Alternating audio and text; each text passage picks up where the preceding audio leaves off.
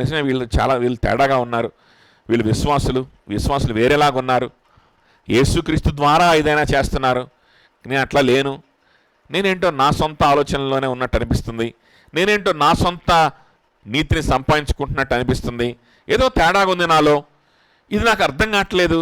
వాక్యంలో కూడా చెప్తున్నారు, అడుగుదాం.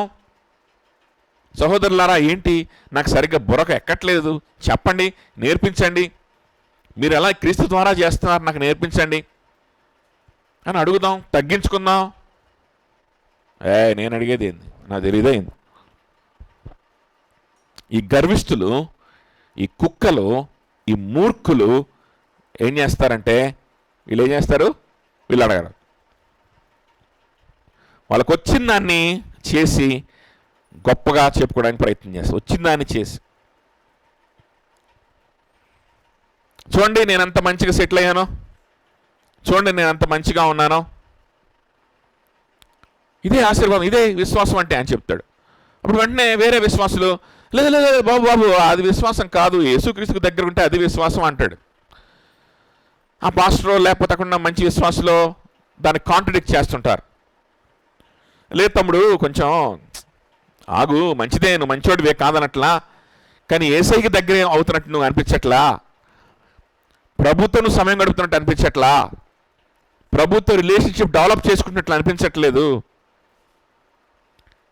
ఇవి 2 అధ్యాయంలో ఫిలిప్పులుగా పౌలు చెప్పినట్లుగా నువ్వు ఏక మనస్సు, ఒకే దాని మీద మనసు ఉంచడం, ఇతరులను యోగ్యులుగా ఎంచుకోవడం, ఇవన్నీ నీలో కనిపించట్లేదు. అసలు హార్డ్లీ నువ్వు ఫెలోషిప్లో ఉండట్లేదు. ఇది అసలైన రుజువులు రక్షణకి. నువ్వు అన్నీ బాగున్నావు, నీ డిసిప్లిన్ ఇది కాదు అని చెప్పారనుకో, ఆడికి అర్థం కాదు. నన్నేంటి ఇంకా భక్తులు అనట్లేదు వీళ్ళు, ఇంకేంది ఇంకా నాకు అర్థం కావట్లా అనే కోపం వస్తుంది. అప్పుడు వీడు ఏం చేస్తాడంటే కొత్త ఫిలాసఫీ తయారు చేసుకుంటాడు. ఏం ఫిలాసఫీ?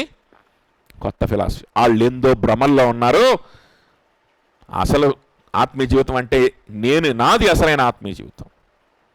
నేను డిసిప్లిన్గా ఉన్నప్పుడు ఎవడన్నా ఉంటున్నాడా? ఎవడు ఉండట్లా.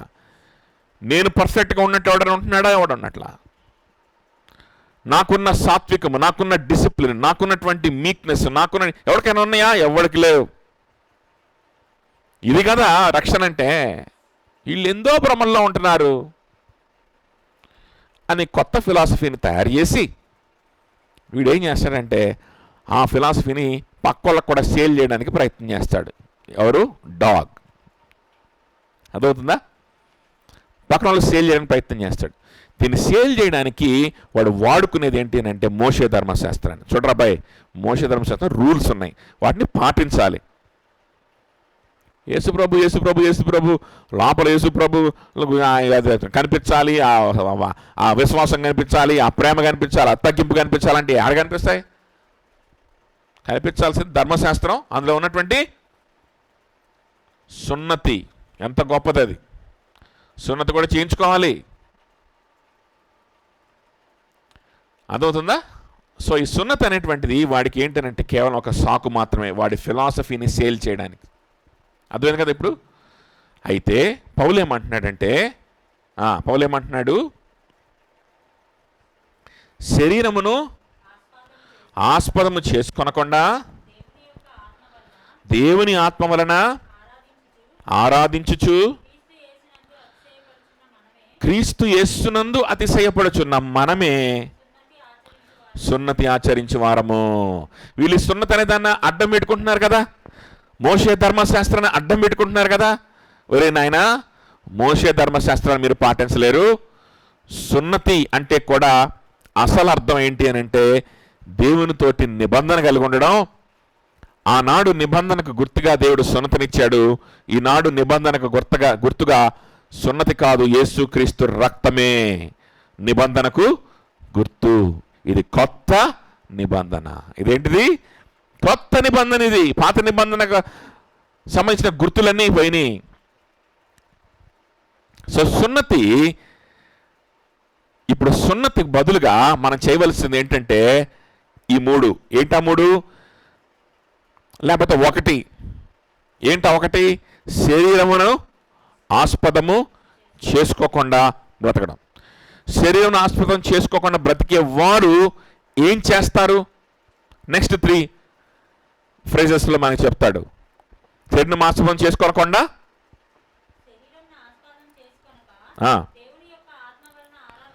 దేవుని ఆత్మ వలన ఆరాధిస్తాం. దేవుని ఆత్మ వలన ఆరాధించేవారు. ఇంకా క్రీస్తు యేసునందు ఆత్మనందు ఆరాధించే వారంగా ఉంటాం. క్రీస్తు యేసునందే అతిశయపడేవారిగా ఉంటాము. మన ఆరాధన ఆత్మలో ఉంటుంది. మన ఆరాధన ఆత్మలో ఉంటుంది. అర్థమవుతుందా?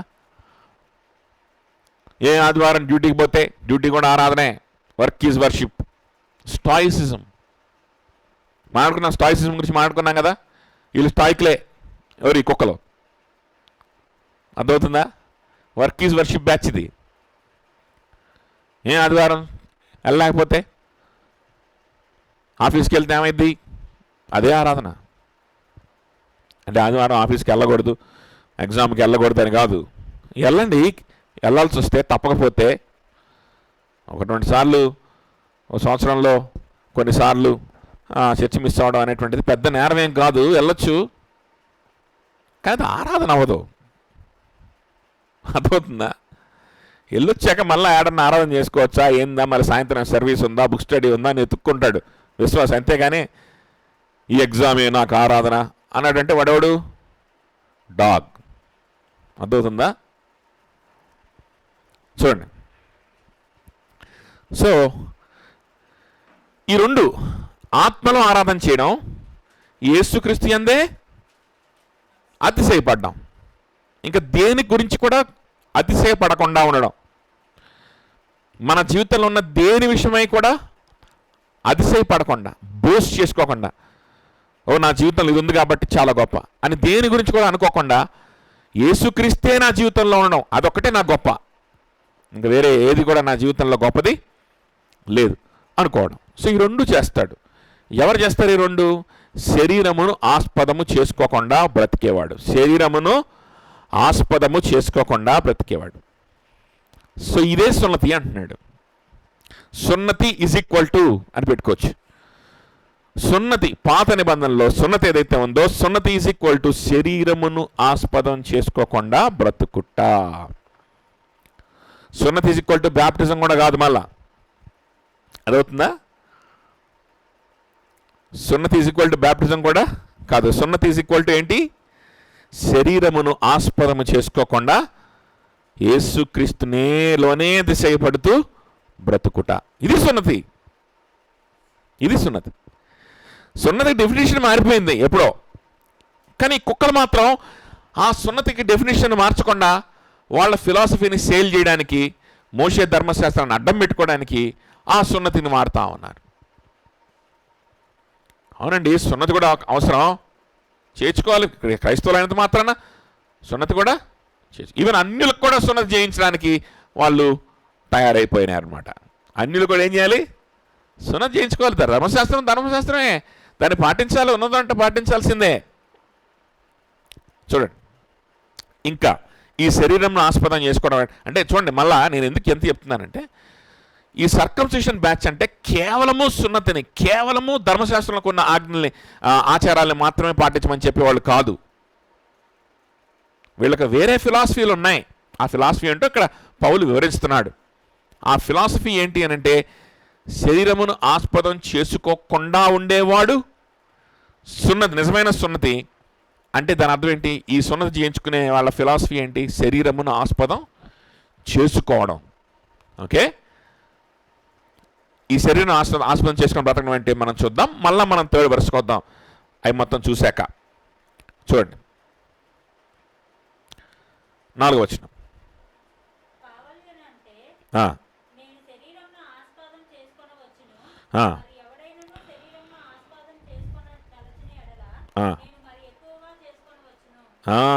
శరీరమును ఆస్పదము చేసుకొని అంటే శరీరములో నాకున్నటువంటి ప్రివిలేజెస్ని వాటి గురించి నేను గొప్పగా ఫీల్ అవ్వాలంటే నాకంటే గొప్పగా ఎవడు ఫీల్ అవ్వడానికి లేదు. ఎందుకంటే నాకు అన్ని ప్రివిలేజెస్ ఉన్నాయి అంటున్నాడు. అర్థమవుతుందా? నాకంటే గొప్పడెవడు లేడు, నాకంటే సక్సెస్ఫుల్ ఎవడు లేడు, నాకంటే గొప్ప జన్మ ఉన్నవాడు ఎవడు, నేను ఇంకా శరీరం ఆస్పదం చేసుకోవచ్చు, కానీ నేను చేసుకోవట్లేదు. నేను యేసయ్యనే గొప్పగా నా జీవితంలో, అంటే ఆ తర్వాత ఆయన జీవితంలో ఆయనకున్నటువంటి ప్రివిలేజ్ గురించి చెప్తున్నాడు. ఇవన్నీ ఎందుకు చెప్తున్నాడంటే, కొంతమంది ఇవన్నీ చూసి పౌలు చూసారా, పౌలు ఆయన ఏ కులమో చెప్పుకున్నాడు, పౌలు చూసారా ఆయన ఎంత చదువుందో చెప్పుకున్నాడు, కాబట్టి మనం కూడా ప్రసంగాలకు చేసేటప్పుడు మనం కూడా ఇతరులకు సాక్ష్యం చెప్పడం, మనం ఏ కులం నుంచి వచ్చామో చెప్పుకోవాలి. అప్పుడు అబ్బో ఇంత కులం నుంచి వచ్చాడా అని చెప్పి దేవుని మహింపరుస్తారని చెత్త ఫిలాసఫీ కూడా చెప్తారు. ఈ దరిద్రమైన మాటలు మాట్లాడడానికి కాదు ఇక్కడ పౌలు ఇవి మెన్షన్ చేసింది. శరీరమును ఆస్పదం చేసుకోవడం అంటే ఏంటి, అలా చేసుకునేవాడు నిజమైనటువంటి విశ్వాసి కాదు, చేసుకొని వాడే నిజమైన విశ్వాసి, అదే నిజమైన సున్నతి అని చెప్పడానికి శరీరాన్ని ఆస్పదం చేసుకుని బ్రతకడం అంటే ఏంటి. నెగిటివ్ పాయింట్స్ ఇవి నెగిటివ్ పాయింట్స్గా చెప్తున్నాడు కానీ పాజిటివ్ పాయింట్స్గా చెప్పట్లా, గుర్తుపెట్టుకోండి. ఇలాంటి ప్రివిలేజ్ నుంచి నేను వచ్చాను, దేవుడిని నమ్ముకున్నాను తెలుసా అని చెప్పడానికి కాదు. ఇవన్నీ చెత్త అంటాడు, ఇవన్నీ నష్టం నాకు అని అంటాడు, ఇవన్నీ పెంటతో సమానంగా ఎంచుకుంటాను అంటాడు అనమాట. అదవుతుందా? 11th వర్స్లో చూస్తే 11th వర్స్ చూడండి, 11th వర్స్ ఆఖరి భాగం వరకు చదువు చాలు.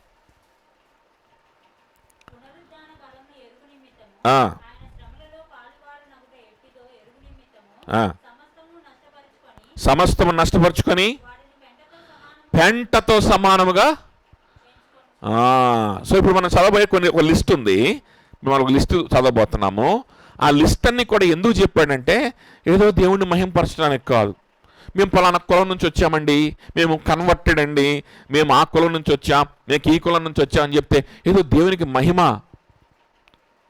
కాదు, గాడిది గుడ్డు లేదు. వాడి షో చేయాలన్నమాట. వాడికి ఇంకా కొలపిచ్చి బోలా, ఇంకా గజ్జి బోలా, ఇంకా అర్థమవుతుందా, నేను గాంగా మారా అని చెప్పుకోవాలనేటువంటి తాపత్రయం వాడికి ఉందన్నమాట.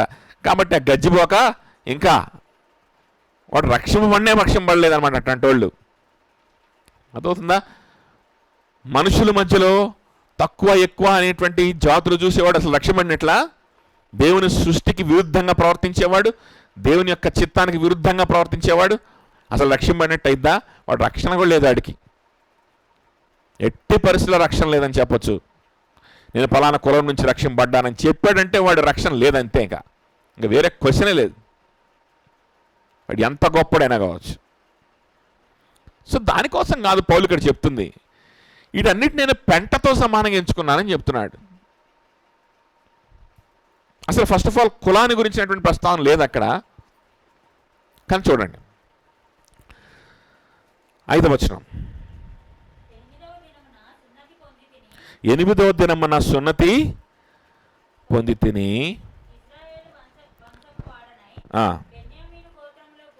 బెన్యామీను గోత్రంలో పుట్టి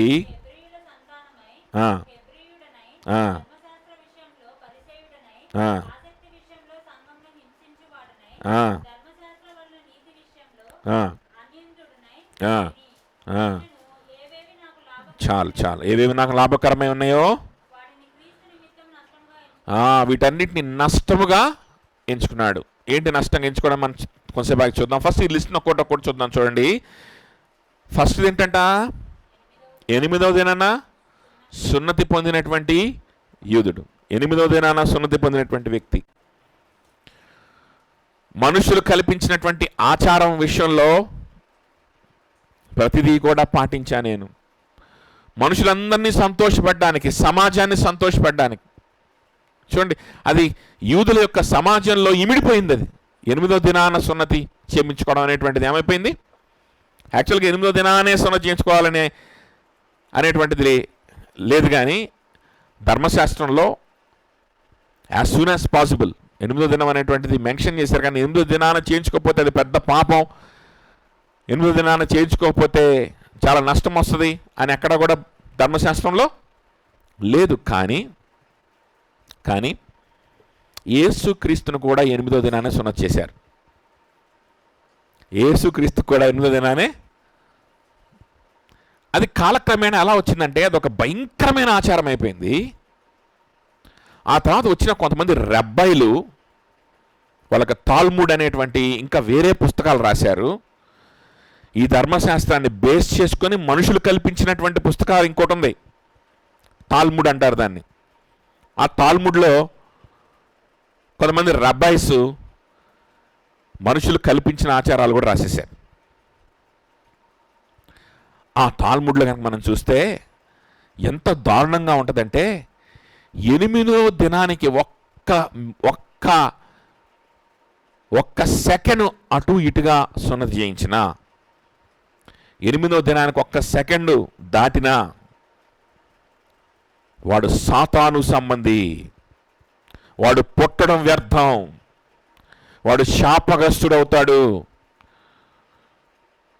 వాడు ఎందుకు పుట్టానని ఏడ్చి అంత భయంకరమైన శాపానికి గురవుతాడు. సాతాను సాధనంగా వాడబడతాడు.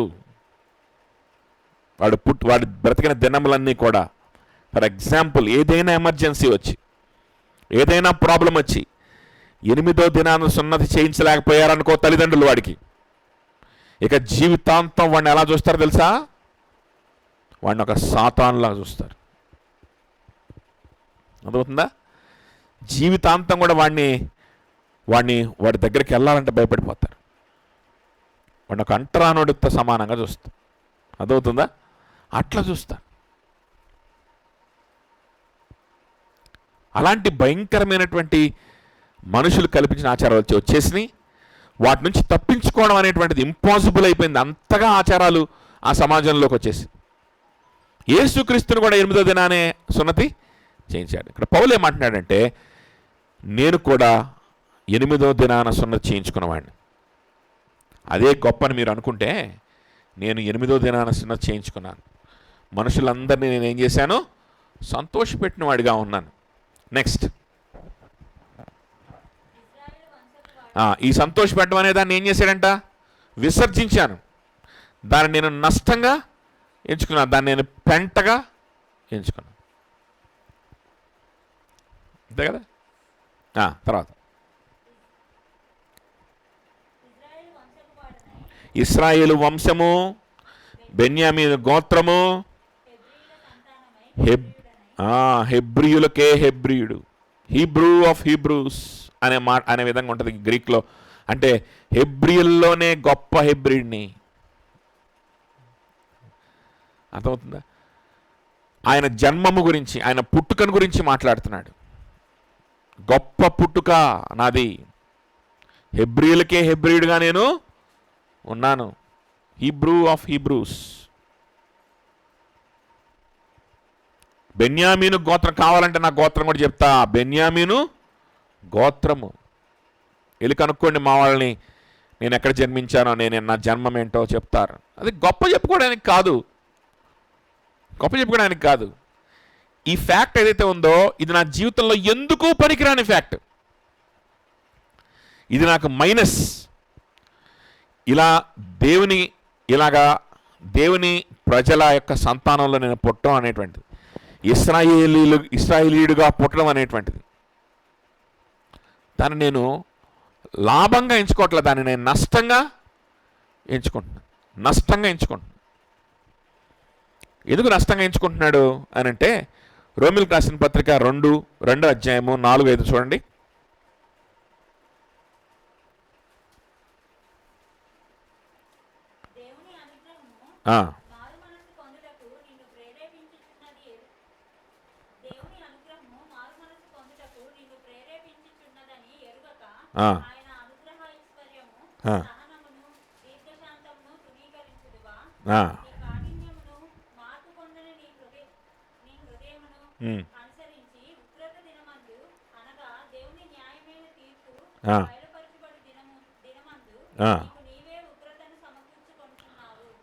మారు మనసు పొందవా, నీకు నీవే ఉగ్రతను సంపాదించుకుంటావా అని అంటున్నాడు. ఈ 2 అధ్యాయం మొత్తం ఎవరితో మాట్లాడిన అధ్యాయం అని అంటే, యూదులతో మాట్లాడిన అధ్యాయం, యూదుల గురించి మాట్లాడినటువంటి అధ్యాయం. ఇతరులకు తీర్పు తీర్చుకో నరుడా, నీవు నీకు తీర్పు తీర్చబడుతుంది. లేకపోతే నువ్వు చెప్పిన విషయాలు నువ్వు చేయలేకపోతా ఉన్నావు, నీకు శక్తి లేదు. ధర్మశాస్త్రం సున్నతి అంటావు, మోషే ధర్మశాస్త్రం అంటావు, ఏదో నువ్వు చేయగలిగిన నాలుగు చెప్తావు, నువ్వు చేయలేదు మిగిలిన నాటి గురించి నువ్వు చెప్పావు. ఏదో నువ్వు చేయగలిగిన చెప్తావు, తల్లిదండ్రులు సన్మానించాలి, డబ్బులు ఇవ్వాలంటావు, ఏదో నువ్వు సంపాదిస్తున్నావు కాబట్టి ఇస్తున్నావు కాబట్టి చెప్తావు. హృదయంలో ఇతర విషయాలు, ఇతరులకు సంబంధించిన వాటిని ఆశించకూడదు అనేటువంటి ఆజ్ఞ కావచ్చు, నేను తప్ప వేరొక దేవుడు లేడనే ఆజ్ఞను కావచ్చు, నువ్వు పూర్తిగా పాటించలేవు. దాని గురించి మాట్లాడవు. నువ్వు చేయగలిగిన దాని గురించి మాత్రమే డబ్బుతో భక్తుణ్ణి అనేటువంటి లేబుల్ కొనొచ్చు.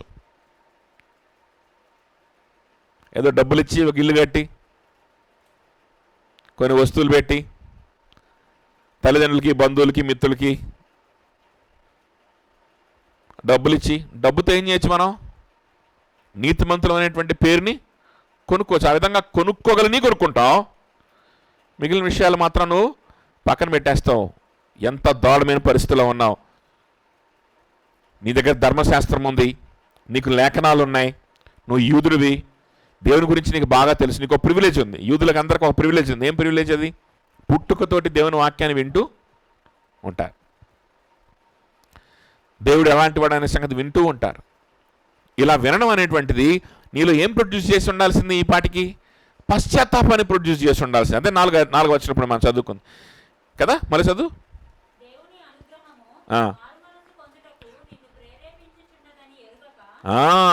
దేవుని అనుగ్రహము నిన్ను మారు మనసు పొందడానికి, నిన్ను ప్రేరేపించడానికి చిన్నప్పటి నుంచి నీకు లేఖనాలని అందుబాటులో పెట్టి, చిన్నప్పటి నుంచి లేఖనాలను వింటూ పెరిగేలాగా ఇది నీకు ఈ ప్రివిలేజ్ అనేటువంటిది దేవుని యొక్క అనుగ్రహమే. కానీ దేనికోసం? మారు మనసు పొందడం కోసం. మారు మనసు పొందకుండా, దేవునికి దగ్గర అవ్వకుండా, మెస్సయ్యని కనుగొనలేక నువ్వేం చేసావు? మెస్సయ్యని విసర్జించి పైన కొన్ని విషయాలు చేసి షో చేయడానికి ప్రయత్నం చేస్తున్నావు. నువ్వు ఉగ్రతని కొని తెచ్చుకుంటున్నావు, జాగ్రత్త అని యూదులతో ఈ మాటని పౌలు చెప్తున్నాడు కదా. సో అందుకనే పౌలు ఏమంటున్నాడంటే, నేను బెన్యామీను గోత్రీకుడినే, కానీ అది నాకు ప్లస్ కాదు, నాకు అది మైనస్. అది నాకు అసెట్ కాదు, అది నాకు లయబిలిటీ అని ఒక ఆయన రాశాడు. ఒక కమెంటరీలో ఒక ఆయన ఏం రాస్తూ ఉంటాడంటే, Paul takes it as a liability and not an asset. Asset అంటే ఏంటి? ఆస్తి. ఆ ఆస్తిలో నుంచి మనకి ఇన్కమ్ వస్తుంది. లయబిలిటీస్ అంటే ఏంటి? మన దగ్గర ఉన్న వస్తువు అనమాట, దానికి మెయింటెనెన్స్, మా కారు కావచ్చు ఇలాంటి దానికి మనం మెయింటెనెన్స్ చేయాలి, దానికి పెట్రోల్ పెట్టించాలి, ఇంకా మనం డబ్బులు పోయాయి కానీ అందులో డబ్బులు రావు.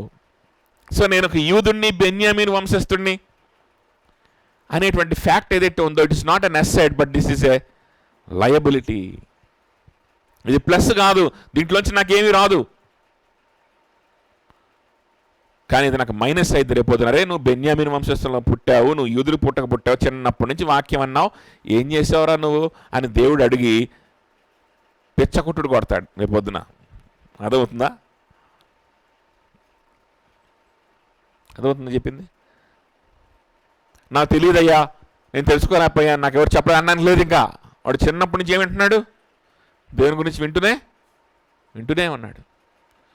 సువార్త వింటూ, ప్రవచనాలు వింటూ, మెస్సయ్య రాబోతున్నాడని వింటూ, ఇవన్నీ వింటూ క్రీస్తుని సిలువ వేసి నువ్వేదో పెద్ద గొప్పోడిలాగా పోజు కొడుతూ ధర్మశాస్త్రంలో ఉండేటువంటి ఆచారాలు చేస్తూ షో చేస్తావా అని చెప్పి రేపు పొద్దున అది ఏమైపోతుంది? ఒక లయబిలిటీగా మారిపోతుంది. దాన్ని పట్టుకొని దేవుడు క్వశ్చన్ చేసి తీర్పులోకి తీసుకెళ్తాడు. కాబట్టి అది నష్టమే కానీ అది ఏం కాదంటే అది లాభము కాదు. తర్వాత చూడండి మూడోది, నెక్స్ట్ పాయింట్ ఏం చెప్తున్నాడు ఆయన గురించి. ధర్మశాస్త్ర విషయంలో ఎవరంట? పరిసయ్యుడు. చూసారా, పరిసయ్యుడు అనేటువంటిది ఒక అధికారాన్ని ఇస్తుంది. పరిసయ్యుడిగా ఉండడం అనేటువంటిది ఒక ప్రొఫెషనల్ లైఫ్ని ఇస్తుంది. ఈ ప్రొఫెషను దేవుడు పెట్టిన ప్రొఫెషన్ కాదు, వీళ్ళు మనుషులు తయారు చేస్తున్నారు. ఇది ఎక్కడ కూడా మన ధర్మశాస్త్రంలో కనపడదు అసలు. పరిసేయుడు అనేటువంటిది, లేవీయులు, దేవుని సేవకులు, యాజకులు వీళ్ళు ఉంటారు. పరిసేయుడు ఉన్నారు. పాత నిబంధనలు ఎక్కడ పరిసేయులు అనే మాట మనకు కనపడదు. కొత్త నిబంధనలోనే ప్రత్యేకంగా కొత్తగా కనిపిస్తూ ఉంటుంది. ఎక్కడి నుంచి వచ్చింది తెలుసా? ఆ తాల్ముడ్ అనే పుస్తకం నుంచి వచ్చింది. వీళ్ళు కనిపెట్టుకున్నారు, వీళ్ళు కనిపెట్టేసుకున్నారు. పరిసయ్యులు అనేటువంటి ఒక బ్యాచ్ని కనిపెట్టుకున్నారు. వీళ్ళు ఎవరు అనంటే ధర్మశాస్త్రాన్ని బాగా తెలుసుకొని పైకి ధర్మశాస్త్రాన్ని బాగా పాటించే వాళ్ళు అనే పేరు తెచ్చుకొని ఉన్నటువంటి వ్యక్తులు అనమాట. ఇలాంటి వ్యక్తుల్ని తయారు చేసి సమాజం మీదకు వదిలారు. ఎవడన్నా ధర్మశాస్త్రాన్ని సరిగ్గా పాటించకపోతే వాళ్ళని హెచ్చరించండి, వాళ్ళకి నేర్పించండి. అంటే హృదయపూర్వకంగా పాటించేటువంటి ఆజ్ఞల గురించి కాదు, పైన పాటించే ఆజ్ఞల గురించి. ఆ విధంగా పరిసయ్యుడైపోయాడు కదా. ఈ పరిసయ్యులకు ఒక కత్తి ఉంటుంది. వీళ్ళు కొట్లాటలకు సిద్ధంగా ఉంటారు. ఇప్పుడు మన దేశంలో చూస్తే ఆర్ఎస్ఎస్ అనేటువంటి ఒక గ్రూప్ ఉంది కదా. వీళ్ళు హిందుత్వం అనేటువంటి ఒక ఫిలాసఫీని చెప్తూ దాన్ని హిందూ మతానికి ముడిపెడుతూ దానికి విరుద్ధంగా ఇతర మతస్థుల మీద, లేకపోతే వాళ్ళ ఆచారాల మీద, లేకపోతే వాళ్ళ విగ్రహాల మీద, వాళ్ళ నమ్మని వాళ్ళ మీద వాళ్ళు యుద్ధం చేస్తూ, వాళ్ళు బెదిరిస్తూ, వాళ్ళు చర్చిల దగ్గరికి వెళ్ళి బెదిరిస్తూ, విశ్వాసులను బెదిరిస్తూ ఇలా తిరుగుతూ ఉంటారు. వాళ్ళకు ఒక ప్రత్యేకమైన ట్రైనింగ్ ఉంటుంది. ఈ పరిశీలన కూడా సేమ్ అదే బ్యాచ్. అదవుతుందా? వీళ్ళు కూడా అదే బ్యాచ్. ఆసక్తి విషయంలో అంతేనా, ధర్మశాస్త్రం విషయంలో పరిసయ్యుడయ్యాడు. అంటే ఈ పరిసయ్యులు ధర్మశాస్త్రాన్ని పూర్తిగా చదివి కంటత పెట్టి దాని హృదయంలో పెట్టుకొని ఉంటారనమాట ఈ పరిసయ్యులు. దాని అసలు మీనింగ్ తెలియదు. మళ్ళా అందులో ఉన్న ఆచారాలు మాత్రమే బాగా వాళ్ళ మైండ్కి ఎక్కుతాయి. ఆచారాలకు విరుద్ధంగా ఎవడన్నా మాట్లాడారంటే వాడిని చంపేయడానికి సిద్ధమవు. సో ఆ పరిసయ్యుడుగా ఆ ప్రొఫెషన్ని తీసుకోవాలి అని అంటే జ్ఞానం కావాలి, చాలా చాలా చదువు ఉండాలి. అదవుతుందా? అంటే ఒక లాయర్ లాగా బాగా చదువు ఉండాలి, బాగా ఆసక్తి ఉండాలి, హార్డ్ వర్క్ చేసి ఉండాలి కదా. ఇవన్నీ చేశాడు. చేసి సంఘమును హింసించువాడనై, చూసారా, పరిసయ్యుడై ఆ ప్రొఫెషన్లోకి వచ్చి ఊరకనే లేడు, బెస్ట్ పరిసయ్యుడుగా ఉన్నాడు, ఆసక్తితో పనిచేసేటువంటి పరిసయ్యుడుగా ఉన్నాడు. ఒక ప్రొఫెషన్ చూస్ చేసుకున్నాడు. ఆ ప్రొఫెషన్ని శాయశక్తులా ఏం చేస్తున్నాడు? సక్సెస్ఫుల్గా చేస్తున్నాడు. వర్క్ ఈజ్ వర్షిప్, అలా చేస్తున్నాడు. సో ఆ క్రమంలో వీళ్ళు క్రైస్తవులైన వారు కొత్తగా వచ్చారంట. వీళ్ళు పేతురు, యోహాను, వీళ్ళు చెప్పినటువంటి వాక్యం విని యేసుక్రీస్తు నిజమైన దేవుడు, ఆయన దేవుని కుమారుడు, మెస్సయ్య అని చెప్పి నమ్ముతున్నారంట. ఆయన తిరిగి లేచాడని ప్రకటిస్తున్నారంట అని విని వాళ్ళని పట్టుకొని హింసించి, సంఘాన్ని, విశ్వాసులు ఎక్కడ దొరికితే అక్కడ హింసించి వాళ్ళని చెరపట్టుకోవడానికి బయలుదేరాడు. అంత ఆసక్తితోటి, అంత సక్సెస్ఫుల్గా, అంత కెరియర్లో హార్డ్ వర్క్ చేస్తూ ముందుకెళ్ళేటువంటి వ్యక్తి నేను. కానీ దీన్ని కూడా ఎలా ఎంచుకున్నాడంటే ఆయన పెంటతో సమానంగా ఎంచుకున్నారు. లూకాసు వార్త 16:15 చూడండి.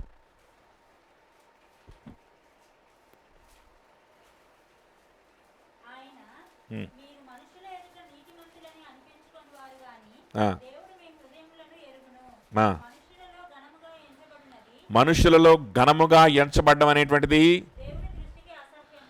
దేవుని దృష్టికి అసహ్యం. ఇది యూదులతోనే మాట్లాడుతున్నాడు ప్రభు. యూదులారా, మీరు మంచిగా ఉద్యోగం చేసుకుంటారు, మీరు మంచిగా డిసిప్లిన్డ్గా ఉంటారు, మంచిగా డబ్బులు సంపాదించుకుంటారు, వాక్యం బాగా తెలుసు, వాక్యం ప్రకటించడం తెలుసు, వాక్యం తెలియని వాళ్ళని తిడతారు, డిసిప్లిన్గా లేని వాళ్ళని హెచ్చరిస్తారు, ఇవన్నీ చేస్తారు. మీకు హార్డ్ వర్క్ ఉంది, జ్ఞానం ఉంది, ఆసక్తి ఉంది. మీ పుట్టుక కూడా ఎలాంటి పుట్టుక?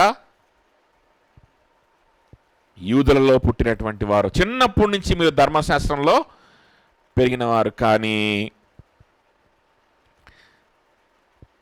మీ స్వభావం ఎలా మారిపోయిందంటే మనుషులలో ఘనత పొందడానికి మాత్రమే మీరు ప్రాకులాడుతున్నారు.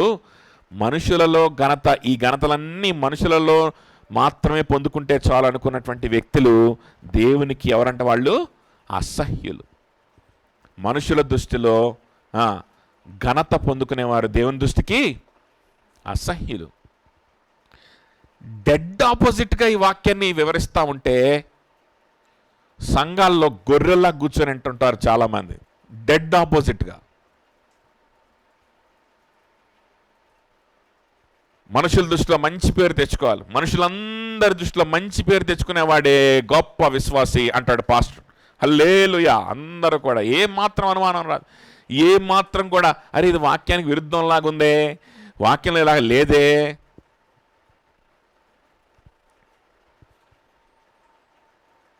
అందరూ వాళ్ళ వాళ్ళ వాళ్ళ ఆఫీస్లో, వాళ్ళ హాస్పిటల్ అందరూ మంచి ఉద్యోగి, మంచి వ్యక్తి అని చెప్పి సాక్ష్యం ఇస్తారండి. ఇంకెంతకంటే ఏం కావాలి విశ్వాసం అనడానికి? అవునా? సరిపోద్దా విశ్వాసం చెప్పడానికి? వాక్యం ఇలా చెప్పట్లేదే. ఏమాత్రం అనుమానం రాదు, కూర్చొని గొర్రెలు అన్నట్టు వింటుంటారు. ఎందుకంటే వాళ్ళకి వచ్చింది అదే, మనుషులు సంతోషపెట్టడం, ఏదో వాళ్ళ కెరీర్ వాళ్ళు చూసుకోవడం, వాళ్ళ డబ్బులు వాళ్ళు సంపాదించడం, ఆ చుట్టుపక్కల వాళ్ళ ఆఫీస్లో ఉన్న నలుగురిని సంతోషపెట్టడం, మంచి పేరు తెచ్చుకోవడం. ఇది తప్ప నుంచి వాళ్ళకి ఏమి రాదు. విశ్వాసం అంటే తెలీదు, యేసుక్రీస్తు అంటే తెలీదు, యేసుక్రీస్తు ప్రేమ తెలీదు, సిలువలో ఆయన ఏం చేశాడో తెలీదు. నిజమే కావాలి, ఇదే కదా ఇంకా క్రైస్తవత్వం, ఇంకెంతకంటే ఏముంది అనుకుంటారు. కానీ వాక్యం ఏం చెప్తుంది? అందులో కూడా ప్రభు ఏం చెప్తున్నాడు? అక్కడ చెప్పేది ఎవరు? మనుషులలో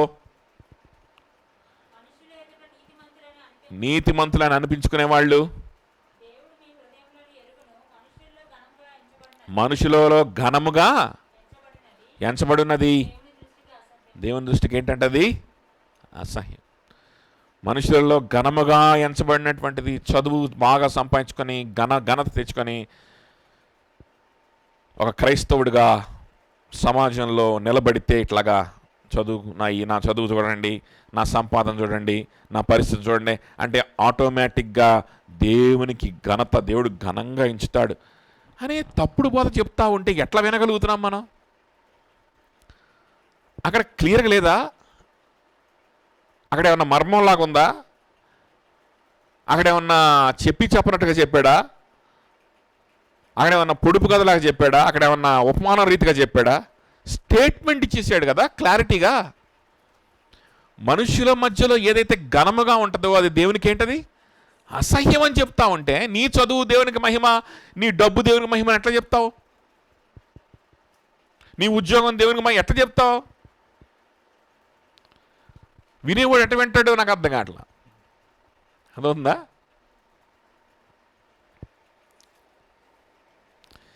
యేసయ్య కోసం నీ కెరియర్ ఆప్షన్స్ని, యేసయ్య కోసం ఆయనకి దగ్గరగా ఉండే విధంగా నీ కెరియర్ని చూస్ చేసుకొని ఆయనకి దగ్గరగా ఉండే విధంగా వీలుగా ఉండేటువంటి ఉద్యోగాన్ని ఆయన కోసం చూస్ చేసుకున్న ఉద్యోగం అయితే కనుక అది దేవునికి మహిమే. అర్థమవుతుంది చెప్పింది? యేసయ్య దేవుడు ఇచ్చినటువంటి కుటుంబాన్ని పోషించడం కోసం, పురుషులైతే వారి స్త్రీలను, వారి యొక్క బిడ్డలను పోషించుకోవడం కోసం, వారిని సంఘములో ఉంచి వాళ్ళు మళ్ళా డబ్బుల కోసం ప్రాకులాడేటువంటి దుస్థితి రాకుండా చూసుకొని వారిని పోషించుకోవడం కోసం ఒక పురుషుడు ఉద్యోగానికి వెళ్ళి కష్టపడి సంపాదించుకొని తన కుటుంబం కోసం, తన బిడ్డల కోసం, అతను ఉండేటువంటి సంఘం కోసం కదా, సంఘంలో ఉన్న వాళ్ళు ఎవరి మీద ఆధారపడకుండా ఉండడం కోసం కదా, కనీసం కష్టపడి సంపాదిస్తున్నప్పుడు ఆ కష్టం దేవునికి మహిమే, ఆ ఉద్యోగం ఏదైనా దేవునికి మహిమే. ఎలా మహిమవుద్దో తెలుసా? యేసయ్య కోసం చేస్తున్నాడు కాబట్టి. అంతేకాని మనుషుల దృష్టిలో ఘనంగా ఉండేది అని సంపాదించుకుంటే దేవునికి ఘనత వస్తుంది అనేటువంటిది వాక్యానికి 100% కూడా ఏంటిది? విరుద్ధము. అర్థమవుతుందా?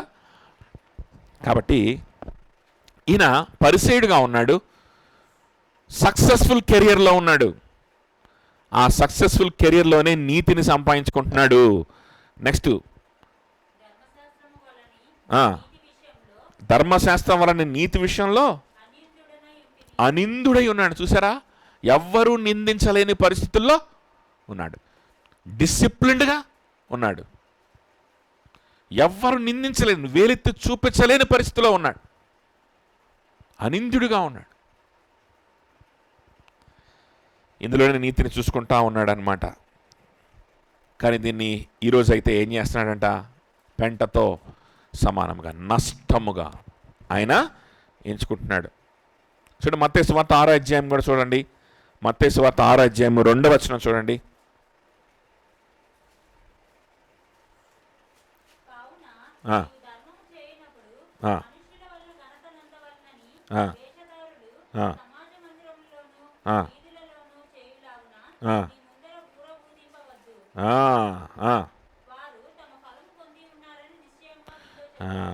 చూసారుగా, వేషధారులు ఎలా చేస్తారంట? వాళ్ళు ధర్మం చేసినప్పుడు, వారు చేయాల్సిన పనులు చేసినప్పుడు వేషధారులు ఎలా చేస్తారు? తల్లిదండ్రులకి రూపాయి ఇచ్చినప్పుడు వేషధారులు ఎలా చేస్తారు? అందరికీ కనిపించేలా చేస్తారు. అందరికీ కనిపించేలాగా. హృదయంలో రహస్యంగా ప్రేమించాల్సినటువంటి పరిస్థితిలో ఆ ప్రేమ ఉండదు. నిజంగా అవసరమైన సమయంలో ఆ సహాయం చేసేటువంటి మనసు ఉండదు. కానీ అందరికీ కనిపించేలాగున వారి ఘనత కోసం ఏం చేస్తారు? ఏదైనా సరే వాళ్ళు చేస్తూ ఉంటారు. 16వ వచనం చూడండి. మత్తయి సువార్త 6వ అధ్యాయంలోనే 16వ వచనం.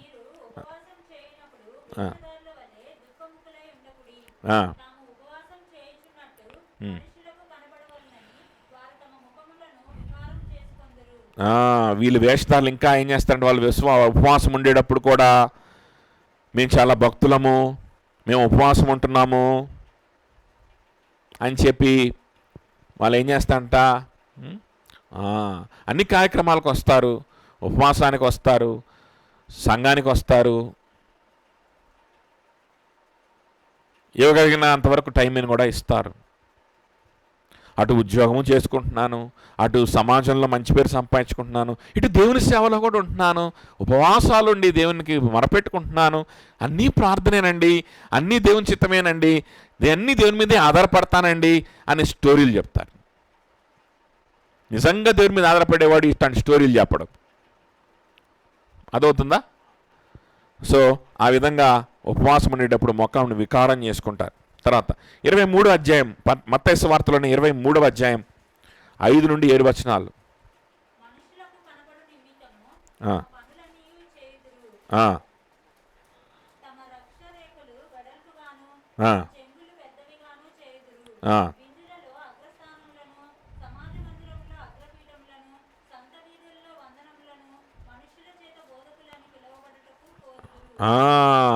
కదా, విందులలో అగ్రస్థానమును కోరుకుంటారు. వీళ్ళకి కావాల్సిందల్లా ఏంటి అని అంటే, ఈయన వచ్చాడండి, ఈయన మంచి డాక్టర్గా పనిచేస్తూ ఇంకా అలానే వాక్యం కూడా చెప్పడానికి మా దగ్గరకు వచ్చాడు, రండి రండి సార్ కూర్చోండి, అరే మీరు పాస్టర్ మళ్ళా డాక్టర్, అర్రే మీరు పాస్టర్ డాక్టర్. ఈ కహానీలు కావాలన్నమాట. బాగా ఇవి వింటా ఉంటే ఎలా ఉంటుంది చెవులకి? ప్రియమైన దేవుని బిడ్డలారా, మరి గుంటూరు నగరంలో నుంచి డాక్టర్ గారు వచ్చారు, ఆయన డాక్టరు మళ్ళీ పాస్టర్ కూడా తెలుసా అని చెప్పి చెప్తా ఉంటే అప్పుడు ఏంటంటే పైశాచిక ఆనందం. ఎందుకంటే పిశాచే తెచ్చేది ఆనందాన్ని, దేవుడు కాదు.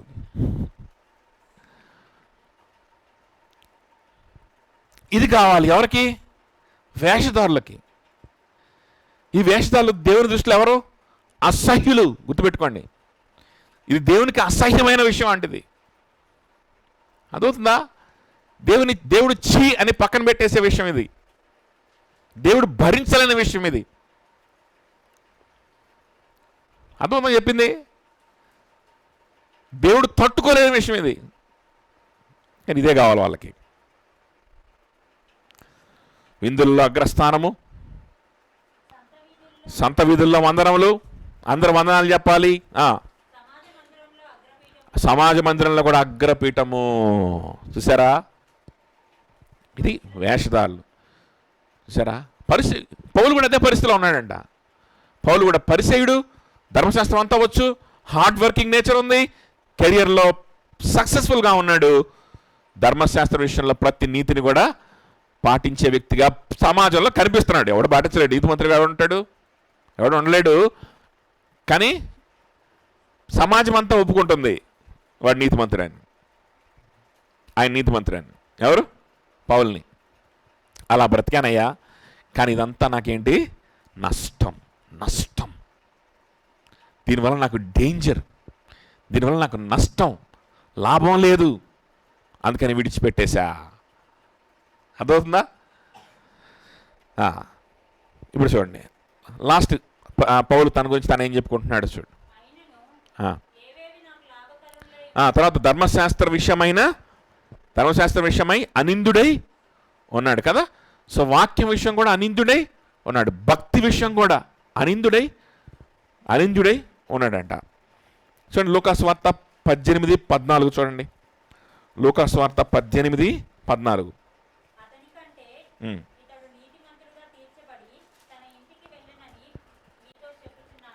ఎవరి గురించి?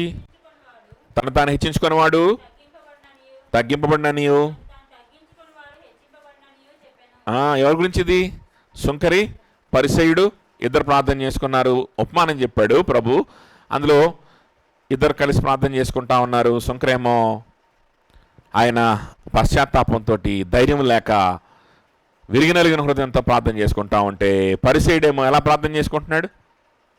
ప్రభా, నన్ను ఎంత ఆశీర్వదించావు, వాళ్ళలాగా లేను, చిన్నప్పటి నుంచి నాకు వాక్యం ఇచ్చావు, చిన్నప్పటి నుంచి నేను వాళ్ళలాగా లంచాలు నేను తీసుకోవట్లేదు, మంచి కెరియర్ ఇచ్చావు. ఇదిగో ఈ పౌలుకున్న ఇవన్నీ కూడా చిన్నప్పటి నుంచి వాక్యం ఇచ్చావు, మంచి కెరియర్ ఇచ్చావు, ఇంకా నీతిమంతుడు అనేటువంటి పేరునిచ్చావు, భక్తిగా అందరు నన్ను భక్తిపరుడు అంటున్నారు, ఆహా అని ప్రార్థన చేసుకున్నాడు. ఎవరు నిజమైన మారు మనసు? ఎవరిది నిజమైనటువంటి విశ్వాసం? ఎవరికి దేవుని యొక్క కనికరం దొరుకుద్ది? ఎవరు నీతిమంతుడిగా దేవుడు తీరుస్తాడు అని అడిగినప్పుడు ఆ సుంకరనే దేవుడు నీతిమంతుడిగా తీరుస్తాడు. పరిసయుడిని అక్కడి నుంచి వాడు నీతిమంతుడిగా, వాడి పాపంతోనే వాడు అక్కడి నుంచి, తీర్పులోనే వాడు అక్కడి నుంచి, వాడికి ఆ సంగతి తెలియదు. అర్థమవుతుందా? వాడికి ఆ సంగతి తెలియదు. తర్వాత మత్తయి సువార్త 23 అధ్యాయం 27 వచనం.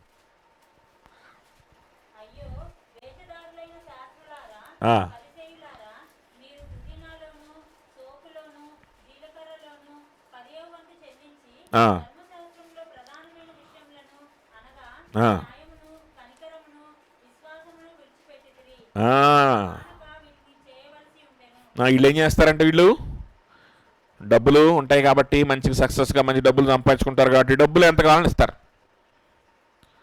ప్రతి దాంట్లో టైత్ ఇచ్చేస్తారు. 1వ తారీఖు రాగానే కానుక దశంభాగం మాత్రం అసలు మానక ఇస్తారన్నమాట. ఎవరు వీళ్ళు? పరిచయులు, వేషధారులు. వీళ్ళ హృదయం మారదు, తోటి సహోదరులతో కనికరం చూపించలేరు, తోటి సహోదరులతో వాళ్ళు తగ్గించుకొని ఉండలేరు, తోటి సహోదరులు వాళ్ళు ప్రేమ కలిగి ఉండలేరు. ఫిలిప్పీయులకు రాసిన పత్రిక 2వ అధ్యాయంలో చెప్పిన ఏది కూడా వాళ్ళు చేయలేరు. వారి హృదయం ఆ విధంగా వాళ్ళు ఇవ్వలేరు, తగ్గించుకోలేరు, ఇవి కూడా చేయలేరు.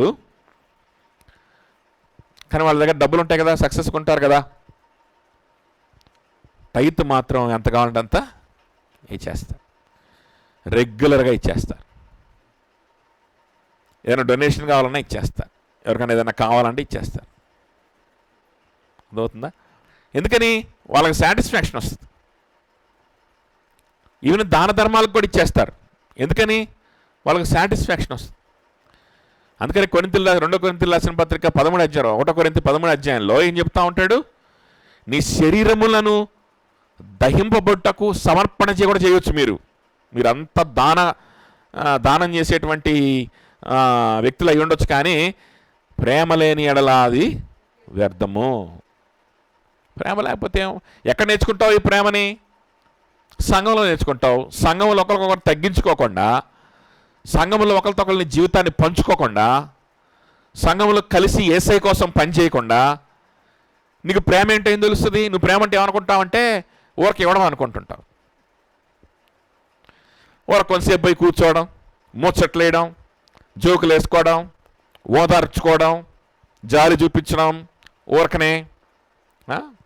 ఇది పూర్వకంగా రావాల్సిన అవసరం లేదు జాలి అనేది. ఇది నా ధర్మం, వెళ్ళాలి, వెళ్దాం, వద్దాం, అది నీకు సాటిస్ఫాక్షన్ ఇస్తుంది.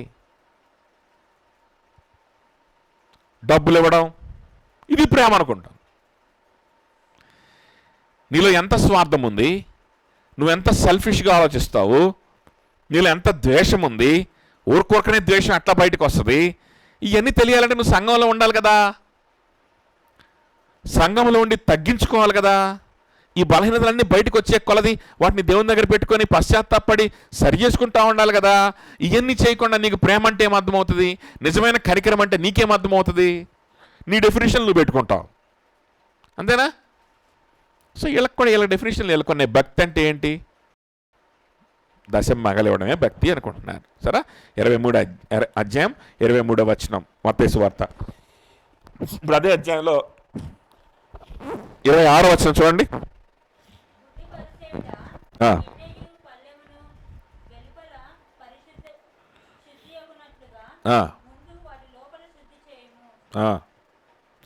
సో గిన్నె పళ్ళెము మనం అందులోంచి ఎంత తినాలనుకోండి, ఎంత తాగాలనుకోండి, ఆ కప్పుని ఎలా కడుగుతాం? ముందు పైపైన కడుగుతావా? పైపైన కడిగి బాగా మెరిసేలాగా చేసుకొని ఆహా భలే ఉంది కప్పుని తాగుతావా? ముందు ఎక్కడ కడుగుతాం? లోపల కడుగుతాం. బయట కొంచెం చిలువున్నా పర్వాలేదు, బయట కొంచెం మురుకున్నా పర్వాలేదు, లోపల కడుక్కొని అందులో పోసుకొని తాగుతాం కదా. కానీ పరిశీలి అట్లా కాదంట. లోపలంతా ఏముంటుందంటే మట్టి మశానం ఉంటుంది, పైకి మాత్రం తగదగా మెరుస్తూ ఉంటుంది. లోపల స్వార్థం ఉంటుంది, బయటికి జాలిపరుడులాగా కనిపిస్తాడు. లోపలంతా ద్వేషం ఉంటుంది, బయటికి ప్రేమామూర్తిలాగా కనిపిస్తాడు. డబ్బులు ఇవ్వడం ద్వారా, ఇంకోటి ఇవ్వడం ద్వారా, టైం ఉన్నప్పుడు కొంత టైం స్పెండ్ చేయడం ద్వారా, కబుర్లు చెప్పడం ద్వారా పైకి ఎలా కనిపిస్తాడు? వీడు దగదగగా మెరిసిపోతాడు. లోపలేమో ఏముంటుందంట? సో ఈ విధంగా పౌలు ఉండేవాడు. కానీ వీటన్నిటిని కూడా నేను నష్టంగా ఎంచుకున్నాను. చూడండి ఇప్పుడు వేటిని నష్టంగా ఎంచుకున్నాడో. ఒకటి, ఆచారాన్ని, మనుషులు కల్పించిన ఆచారాన్ని నష్టంగా ఎంచుకున్నాడు. రెండవది, ఆయనకున్నటువంటి విద్య, అధికారం, దాన్ని నష్టంగా ఎంచుకున్నాడు. ఇంకోటి స్వనీతిని కదా, సంఘాన్ని హింసించేవాడిగా ఉండి అదే నీతి అనుకున్నాడు, స్వనీతిని నష్టంగా ఎంచుకున్నాడు. నాలుగోది స్వభక్తిని నష్టంగా ఎంచుకున్నాడు. ధర్మశాస్త్రం విషయం ఎలా ఉన్నాడంట? అనిందుడిగా ఉన్నాడు. మధ్యలో మర్చిపోయాం. రెండోది ఏంటంటే ఆయన పుట్టుక ద్వారా వచ్చినటువంటి ప్రివిలేజ్ని కూడా నష్టంగానే ఎంచుకుంటున్నాడు. యూదుడిగా పుట్టాడు కదా, ఆ జన్మముని కూడా ఆయన ఎలా ఎంచుకుంటున్నాడంటే నష్టంగానే ఎంచుకుంటున్నాడు. చూసారా?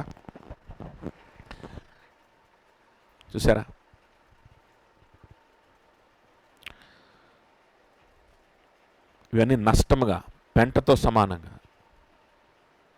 పిఎస్ స్వామి గారు అనేటువంటి ఒక సేవకుడు ఆయన ఒక ప్రసంగంలో ఈ విధంగా చెప్పాడంట. ఆయనకు తెలిసినటువంటి వ్యక్తులు ఒక ఊర్లో ఒక బ్యాప్టిస్ట్ చర్చిలో జుట్లు బిక్కొని కొట్టుకుంటున్నారంట, సంఘ పెద్దలందరూ కూడా. అక్కడ ఉండేటువంటి ఒక నిజమైన విశ్వాస అయినటువంటి సంఘ పెద్ద బయటకు వచ్చి, ఏందయ్యా వీళ్ళు ఇలా కొట్టుకుంటున్నారు, ఏంటి పరిస్థితి అని అడిగితే ఆయన చెప్పాడంట, నేను దేన్నైతే పెంటతో సమానంగా ఎంచి విసర్జించానో దాని మీద పడి నాక్కుంటున్నారు ఒక్కొక్కళ్ళు అని చెప్పాడంట. నేను దేన్నైతే పెంటతో సమానంగా విసర్జించానో దానికోసం పోరాడుతున్నారు అని చెప్పాడు. అదేందా? నేను చాలా బుద్ధిమంతుణ్ణి అనేటువంటి ప్రివిలేజ్ కావచ్చు. కొంతమంది క్రైస్తవులు కొన్ని కులాల నుంచి మారి క్రైస్తవత్వంలోకి వచ్చినటువంటి వ్యక్తులు, నిజమైన మారు మనసు లేక మారు మనసు పొందామనుకున్నటువంటి వ్యక్తులు, వాళ్ళు బొట్లు గిట్లని తీసేసి మేము విగ్రహాన్ని దేవుని పూజిస్తామని చెప్తారు. కానీ అటువంటి వ్యక్తులు కొంతమంది మాకే దేవుని గురించి ఎక్కువ తెలుస్తుంది, ఈ తక్కువ కులస్తులకి దేవుని గురించి పెద్దగా వాళ్ళు ఆలోచించలేరు, వాళ్ళు సరిగ్గా ఆత్మీయంగా కూడా ఉండలేరు అని అనుకోవడం మాత్రమే కాదు, పబ్లిక్గా అలాంటి వ్యాఖ్యలు చేశారు. పబ్లిక్గా పెద్ద పెద్ద సేవకులు అనబడేటువంటి వ్యక్తులు. Privilege what ever it might be, తక్కువ కులమైన ఎక్కువ కులమైన నా అండర్స్టాండింగ్ ఎక్కువ ఉంది, లేకపోతే మేమందరం మా అండర్స్టాండింగ్ ఎక్కువ ఉంది, మా జన్మం అలాంటిది, నేను పుట్టుకతోనే తెలివైనోడిని కాబట్టి నేను బాగా వాక్యాన్ని అర్థం చేసుకోగలుగుతా, నువ్వు అర్థం చేసుకోలేవు. వాడు ఏ కులమనైనా సరే ఈ ప్రివిలేజ్ని పట్టుకొని ఉండడం అనేటువంటిది ఏదైతే ఉందో, లేకపోతే నేను చిన్నప్పటి నుంచి కూడా దేవుని వాక్యంలో పెరిగాను, చిన్నప్పటి నుంచి. కొంతమంది దుర్మార్గులు నువ్వు రక్షింపబడ్డావా అంటే చెప్పడానికి కూడా ఇష్టపడరు. కొన్ని సంబంధాలు వస్తున్నాయి ఇక్కడ ఉన్నటువంటి మన సిస్టర్స్ కోసం, మీకోసం, వాటిని మీ దగ్గర కూడా నేను తీసుకురావట్లేదు. ఎందుకు తెలుసా? నువ్వు రక్షింపబడ్డావనంటే పెద్ద పెద్ద సంఘాలు, హెబ్రోన్ సంఘాలు, బ్రదరన్ సంఘాలు, మంచి బోధ ఉండేటువంటి ఉన్నాయని అనబడేటువంటి సంఘాల నుంచి వచ్చినటువంటి సంబంధం, రక్షింపడ్డామనంటే వాడు చెప్పడానికి కూడా ఇష్టపడట్లా, దాటేస్తున్నాడు. అరే ఎలా రక్షింపడ్డావు చెప్పు, ప్రభునాలు తెలుసుకున్నావు చెప్పు అంటే చిన్నప్పటి నుంచి నేను భక్తిగానే పెరిగామన్నా, ఇప్పుడు దాని ప్రత్యేకంగా అడుగుతావేంటి అన్నట్టుగా మారుతున్నాడు. వాడికి రక్షణ అంటే ఏంటో తెలీదు. చిన్నప్పటి నుంచి వాక్యం వింటూ పెరిగాడు, సండే స్కూళ్ళల్లో వాక్యం వింటూ కథలు వింటూ పెరిగాడే, అదే రక్షణ అనుకుంటున్నాడు. కానీ పౌలు ఏమంటున్నాడు? అరే నేను హెబ్రీలకే హెబ్రీడ్ని, నాకు వాక్యం అంతా తెలుసు, ధర్మశాస్త్రం విషయంలో పరిసయుణ్ణి, చిన్నప్పటి నుంచి నేను కూడా 8వ దినాన సున్నతి చేయబడి చిన్న బిడ్డ దగ్గర నుంచి ఉగ్గుపాలతో నేను దేవుని వాక్యాన్ని వింటూ పెరిగాను, కానీ అది నాకు నష్టం అంటున్నాడు. అదవుతుందా? ఏది? దేవుని వాక్యం నష్టం కాదు, దేవుని వాక్యాన్ని వింటూ పెరిగాను అనేటువంటి ప్రివిలేజ్ ఉందే, దేవుని వాక్యాన్ని వింటూ పెరిగాను అనేటువంటి సర్టిఫికెట్ ఉందే, ఆ సర్టిఫికెట్ నాకు నష్టంరా బాబది. యేసు ప్రభుకి నీ జీవితాన్ని ఇచ్చావా లేదా, ఆయన సంఘములో ఉన్నావా లేదా, ఆయన కోసం పనిచేస్తున్నా, ఇది ముఖ్యం. కానీ చిన్నప్పటి నుంచి నేను వాక్యం వింటా పెరిగా, చిన్నప్పటి నుంచి నేను భక్తుడిని, మా నాన్న భక్తుడు, మా అమ్మ భక్తురాలు అనేటువంటిది ఇది నష్టం. అర్థమవుతుంది చెప్తుంది, నష్టం ఇది. సో ఆచారాలు పాటించడం, నీ పుట్టుకలో ఉన్నటువంటి ప్రివిలేజ్ని గురించి అతిశయపడ్డం, నీ విద్యను గురించి, నీ క్వాలిఫికేషన్స్ గురించి, నీ హార్డ్ వర్క్ గురించి, నీ సక్సెస్ గురించి అతిశయపడ్డం, నీ స్వనీతిని నువ్వు సంపాదించుకుంటూ అతిశయపడ్డం, నీ స్వభక్తిని నువ్వు చేస్తూ అతిశయపడ్డం. వేటిలో కూడా అతిశయపడకుండా, వీటన్నిటిలో దేంట్లో అతిశయపడ్డా దానికి దట్ ఈజ్ ఈక్వల్ టు ఏంటో తెలుసా? శరీరమును ఆస్పదం చేసుకొని బ్రతకడం. శరీరమును ఆస్పదం చేసుకొని నేను బ్రతకకుండా, వీటి ఏటిల్లో కూడా నేను అతిశయపడకుండా యేసుక్రీస్తులో మాత్రమే పడాలి. యేసుక్రీస్తులో మాత్రం అతిశయపడుతూ వీటన్నిటిలో ఏది కూడా ఇది ఆరాధన అని భావించకుండా ఆత్మతో సత్యముతో ఆరాధన చేయడమే నిజమైన ఆరాధనని భావించినటువంటి మనమే నిజమైన సున్నతి. ఆ విధంగా భావించేవారే నిజమైన సున్నతి. వీటేటిల్లో కూడా అతిశయాన్ని ఎత్తుక్కున్నాడా వాడికి సున్నతి లేదు, వాడి విశ్వాసే కాదు, వాడు శరీరాన్ని ఆస్పదం చేసుకొని బ్రతికేటువంటి వేషధారి, దేవునికి అసహ్యుడు. దేవునికి ఎవరు అటువంటి వ్యక్తి? అసహ్యుడు. చూసారా? So this is true circumcision. వీటన్నిటిని ఆస్పదం చేసుకోకుండా ఉండమే నిజమైన సున్నతి. ఇంకా ఈ సున్నతి గురించి కొన్ని విషయాలు మనం నెక్స్ట్ వీక్ చూద్దాం. అయితే చూడండి,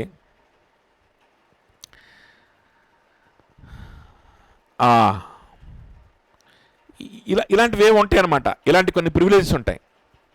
ఈ ప్రివిలేజెస్ని పెట్టుకొని నేను సంఘంలో పెద్దగా నేను ఉండాలి, నేను గుర్తింపు పొందాలంటే నేను గుర్తింపు పొందాలి, ఏదో నాకు మెంబర్షిప్ ఎవరా అంటే నాకు మెంబర్షిప్ ఎవరా, నాకు ఎందుకు ఇయరు అంటే నాకు ఎందుకు ఇయరు. ఈ గొడవ వచ్చే మన డానీ వాళ్ళ చర్చిలో కొంతమంది పారైపోయారు. వాళ్ళు పరుగో పరుగు.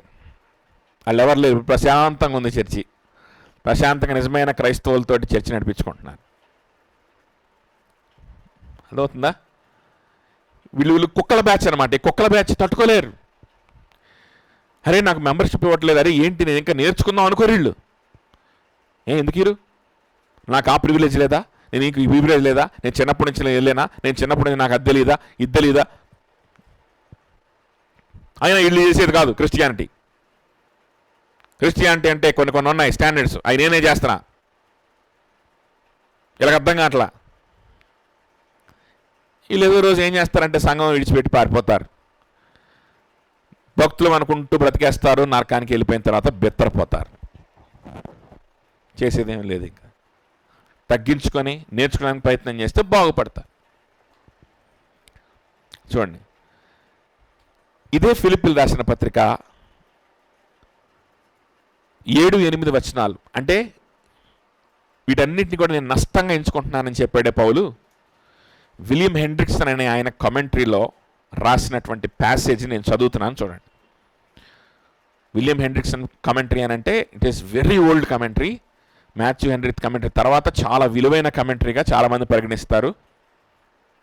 అది నేను యూఎస్లో నుంచి ఒకటి నుంచి వచ్చే వాళ్ళ చేత నేను ఒక్కోటి తెప్పించుకున్నాను, ఒక్కొక్క వాల్యూమ్. అది ఎక్కడ ఆన్లైన్లో కూడా దొరకదు. అది మంచి కమెంటరీస్ అనమాట. అవి చాలామంది దైవ సేవకులు, పెద్ద పెద్ద దైవ సేవకులు ఆ కమెంటరీని ఫాలో అవుతారనమాట. విలియం హెన్రిక్సన్ అనే కమెంటరీలో చూడండి, ఆయన రాసినటువంటి మా మాటలు నేను యాజ్ ఇట్ ఈజ్ నేను కాపీ చేసుకున్నాను. ఫోటో తీసి కాపీ చేసుకొని నేను మీకు చదువు వినిపిస్తున్నాను చూడండి. The word loss which Paul uses here in Philippians chapter 3 verse 7-8 and nowhere else in his epistles occur only one other New Testament chapter, that is Acts 27 verses 10-21. చదవద్దు, నేను చెప్తా అందులో ఏముందో. ఇలాంటి పదాలు అక్కడ వాడబడ్డాయంట. అక్కడ ఏం జరుగుతుంది అంటే, that is the story of the voyage dangerous. Okay, and it is exactly the same chapter which also indicates how gain may become loss. ఈ అపోస్తుల కార్యములో ఇక్కడ ఒక స్టోరీ ఉంటుంది అన్నమాట. అదేంటి అని అంటే ఒక ఓడ ప్రమాదం గురించినటువంటి స్టోరీ. ఓకే, అది మీ తర్వాత చదవండి. పౌలు ఆ ఓడలో ఉంటాడు, అక్కడ ఓడ ప్రమాదం అనేది సంభవిస్తుంది. So it exactly the same chapter which also indicates how gain become loss, how gain may become loss. The cargo on that ship bound for Italy represented potential gain for the merchants, for the owner of the ship and for the hungry people. అదొక merchant ship, అది ఇటలీకి వెళ్తున్నటువంటి merchant ship. ఇది నిజంగా జరిగింది. అపోస్తుల కార్యంలో ఈ సంఘటన ఉంది, అందులో పౌలు ఉన్నాడు. ఓకే, సో ఈ ఇటలీకి వెళ్తే మర్చెంట్ షిప్. ఆ మర్చెంట్ షిప్ అంటే ఏంటి? అందులో రకరకాల వస్తువులు ఉంటాయి, ధాన్యం ఉంటుంది, ఫుడ్ ఐటమ్స్ ఉంటాయి, వస్తువులు ఉంటాయి. ఇవన్నీ కూడా వాళ్ళు అమ్ముకొని గొప్ప లాభాన్ని సంపాదించుకోవడానికి ఇటలీకి వెళ్తున్నారు. ఎవరు? మర్చెంట్స్. సో అందులో ఉన్న మర్చెంట్స్కి అది చాలా లాభాన్ని తీసుకొచ్చేటువంటి కార్గో, గూడ్స్ అవన్నీ కూడా. ఓకేనా? అంత మాత్రమే కాదు, ఆ షిప్లో ఉన్నటువంటి ఆకలితో ఉన్నటువంటి వారందరికి కూడా ఆహారం అదే. తర్వాత yet had not this wheat been thrown into the sea, loss not only of the ship but even of those on the board might well have been the result. కానీ అదే అపోస్తుల కార్యంలో 27:38లో ఏం రాయబడిందంటే, ఆ ఓడ ప్రమాదానికి గురైనప్పుడు అక్కడున్నటువంటి ధాన్యమంతటిని కూడా, గోధుమలన్నింటినీ కూడా సముద్రంలో వాళ్ళు పారబోసేశారండి. ఇక్కడ ఏమంటున్నాడంటే, ఆ గోధుమల్ని గనక ఆ సముద్రంలో పారబోయకుండా గనక ఉన్ని ఉంటే, ఏదైతే వాళ్ళకు లాభం అనుకున్నారో అదేమైపోతుందో తెలుసా? వాళ్ళకి నష్టమైపోద్ది. ఎందుకో తెలుసా? ఆ గోధుమల్ని పారబోయకపోతే ఆ వెయిట్కి పడవ మునిగిపోతుంది. ఆల్రెడీ లోపలికి నీళ్ళు వచ్చేసినాయి. ఇప్పుడు ఏం చేయాలంటే ధాన్యాన్ని పారబోసేయాలి, నీళ్ళని కూడా పారబోసేయాలి. అప్పుడే వాళ్ళ బోడ తేలి వాళ్ళ ప్రాణాలు కాపాడుకుంటారు, లేకపోతే ప్రాణాలు కూడా పోతాయి. ఆశతోటి సంపాదించుకుందాం, ఇటలీకి వెళ్ళి అమ్ముకొని సంపాదించుకుందాం అని చెప్పి తీసుకెళ్తున్న గూడ్స్ అన్నీ కూడా ఒక్క క్షణంలో ఆ లాభం అంతా ఎలా మారిపోయింది? అది నష్టమైపోయింది. వాళ్ళు పెట్టుకోవడం అనేది నష్టం, పారబోస్తేనే లాభం. అర్థమవుతుందా? చూడండి. Thus also the advantage of being born in a Christian home and having received a wonderful Christian home training becomes a disadvantage when it is viewed as a basis upon which to build one's hope for eternity. అలాగనే నేను చిన్నప్పటి నుంచి Christian హోమ్లో పెరిగాను, మంచి Christian ట్రైనింగ్లో పెరిగాను, కాబట్టి నేను పరలోకానికి వెళ్ళిపోతాను అనుకోవడం ఇట్ ఈస్ ఏ డిసడ్వాంటేజ్ కదా. దాని మీద ఆశ పెట్టుకోవడం అనేటువంటిది అది చాలా డిసడ్వాంటేజ్, అది ప్రమాదం అని చెప్తున్నాడు. The same holds with respect to money and charming look, a college education, physical strength etcetera. నాకు డబ్బుంది, డబ్బు నేను సంఘానికి ఇవ్వడానికి సిద్ధమే, కాబట్టి నేను దేవుని బిడ్డనే అనుకున్న డేంజరే. నాకు విద్య ఉంది, ఈ విద్యని నేను దేవునికి వాడగలను, కాబట్టి నేను దేవుని బిడ్డనే అనుకున్న డేంజరే. Physical strength, charming look, money, చిన్నప్పటి నుంచి క్రిస్టియన్ హోమ్స్లో పెరిగాననేటువంటి ప్రివిలేజ్ కదా, ఇవన్నీ కూడా నష్టాలుగా మారుతాయి అంటున్నాడు. ఇవన్నీ కూడా ఎలా మారుతాయి? నష్టాలుగా. యేసు క్రీస్తు కోసం నువ్వు బ్రతకకుండా ఉంటే ఇవన్నీ కూడా ఎలా మారుతాయి తెలుసా? నీకు నష్టాలే, కానీ ఇవి నీకు లాభాలు కాదు. వాటి వల్ల నువ్వు చస్తావు. ఆ ధాన్యము షిప్లోంచి పారబోయిపోతే ఎలాగైతే వాళ్ళు చస్తారో, ఇవన్నీ కూడా నువ్వు వదులుకోకపోతే నువ్వేమవుతావు? చచ్చిపోతావు. All such helps may become hindrances. The stepping stones will be turned into stumbling blocks if wrongly used. ఇది కమెంటరీలో ఆ రోజుల్లో రాసిన ఆ కమెంటరీలోనే ఈ వచనాలకే, నేను ఎక్కడితో తీసుకొచ్చి చెప్పట్లా, ఈ వచనాలకే రాసినటువంటి కమెంటరీ, ఈ వచనాలకే రాసినటువంటి అప్లికేషన్. ఇప్పుడు అర్థమైందా? లాస్ట్ వీక్ మనం మాట్లాడుకుంది ఎందుకు మాట్లాడానో? యూదుల గురించి, వాళ్ళ ఆచారాల గురించి మాట్లాడుకొని వదిలేయాలా? కాదు. మన రోజువారీ మనం ప్రివిలేజ్గా భావించేటువంటి మన క్వాలిఫికేషన్స్ అన్నిటికీ కూడా దీన్ని అప్లై చేయాలి. అన్నిటికీ కూడా దీన్ని అప్లై చేయాలి. అర్థం చేసుకోండి. మీ హృదయంలో what are you thinking you are privileged of? దేని గురించి నువ్వు ప్రివిలేజ్గా భావిస్తున్నావు, అనుకుంటున్నావు? దేని గురించి అనుకుంటున్నావు? నేను చిన్నప్పటి నుంచి క్రైస్తవుగా పెరిగాను, నేను చిన్నప్పటి నుంచి క్రైస్తవ కుటుంబంలో పెరిగాను అని ఒకడు అతిశయపడతా ఉంటే, ఇంకోడేమో నేను ఫలానా కులంలో పెరిగాను, ఫలానా కులంలో పుట్టాను, అన్నీ విడిచిపెట్టేసుకొని దేవుడి దగ్గరికి వచ్చాను, నేనెంత గొప్పని అని ఒకడు అనుకుంటుంటాడు. ఇంకోడేమో నేను చిన్నప్పటి నుంచి వాక్యంలో పుట్టి పెరిగాను, నేనెంత గొప్పని ఈడు అనుకుంటాడు. అదేనా? ఇవన్నీ మైనస్ అనమాట. ఇవన్నీ కూడా ఏంటంటే ఆ షిప్పులోంచి ధాన్యాన్ని పడేయకపోతే ఎట్లాగైతే చస్తారో, వీటిని విడిచిపెట్టుకోకపోతే చస్తాం, వీటిని పక్కన పెట్టుకోకపోతే చచ్చిపోతాం మనం. ఇవి నష్టాలు. వీటిని పెంటతో సమానంగా వీటిని విసర్జించాలి, నష్టంగా భావించి వీటిని సముద్రంలో పడేసేయాలి. అప్పుడు బ్రతుకుతాం.